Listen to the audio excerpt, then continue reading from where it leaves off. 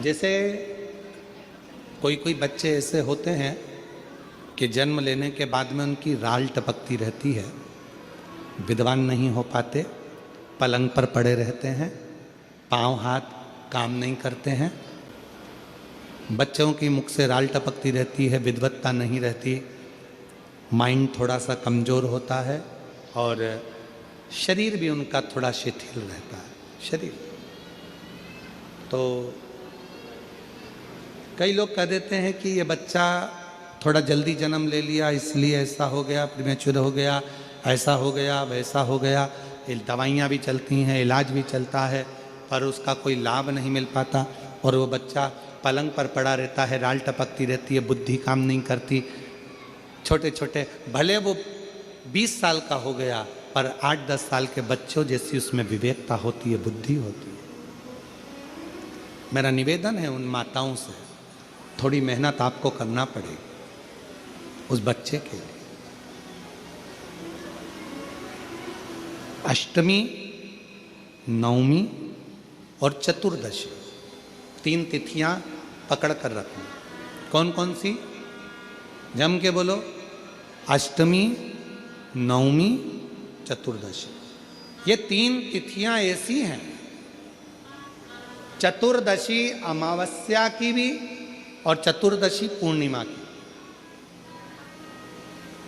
अष्टमी नवमी अमावस्या की भी और अष्टमी नवमी पूर्णिमा की। ये वो तिथियां हैं जिन तिथियों में मां नील सरस्वती का स्तोत्र का पाठ कर कर एक शंख पुष्पी पुष्प, एक अपारिजात का पुष्प जलाधारी पर रखकर 7 बार अगर जल का पात्र से जल चढ़ाया जाए और उसी जल को कटोरी में झेल लिया जाए, उस जल को 3 दिन तक लगातार यदि सुबह दोपहर शाम रोज उस बच्चे को देना चालू करिए, उसके हाथ पैर भी काम करना प्रारंभ करेंगे, उसकी बुद्धि भी काम करना प्रारंभ करेगी।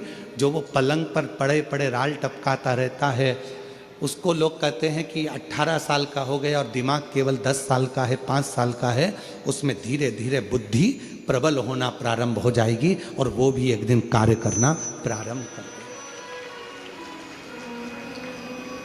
जिसको प्रीमेच्योर बच्चे भी कहते हैं। लोग कहते हैं ये बच्चा जल्दी हो गया था, ये बच्चा बीमार पड़ गया था, बचपन में इसको कोई इंजेक्शन ऐसा लग गया था, बचपन में ऐसा हो गया था, बचपन में वैसा हो गया था, गर्भाशय का जल उसके मुख में चले गया था, तो ये बच्चे की ऐसी गति हो रही है।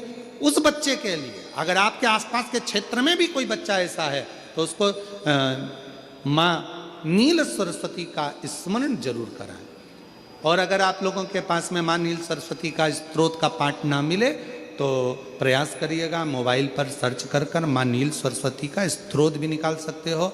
बाजार में से गीता प्रेस गोरखपुर की किताब में भी ला सकते हो, पढ़ भी सकते हो, घर में उसका स्तोत्र का पाठ भी कर सकते हो। माँ नील सरस्वती स्तोत्र का स्मरण और बड़े भाव के साथ करें स्मरण।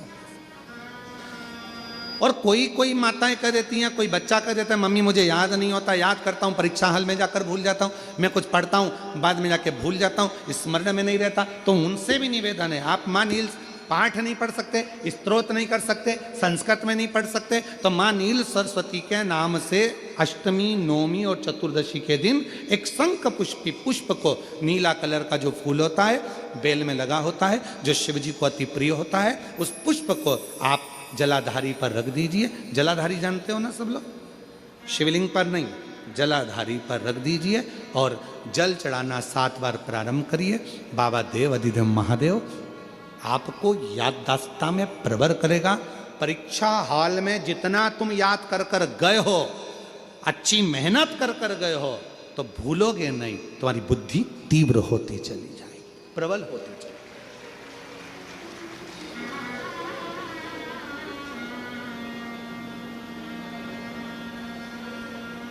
आजकल आयुर्वेद में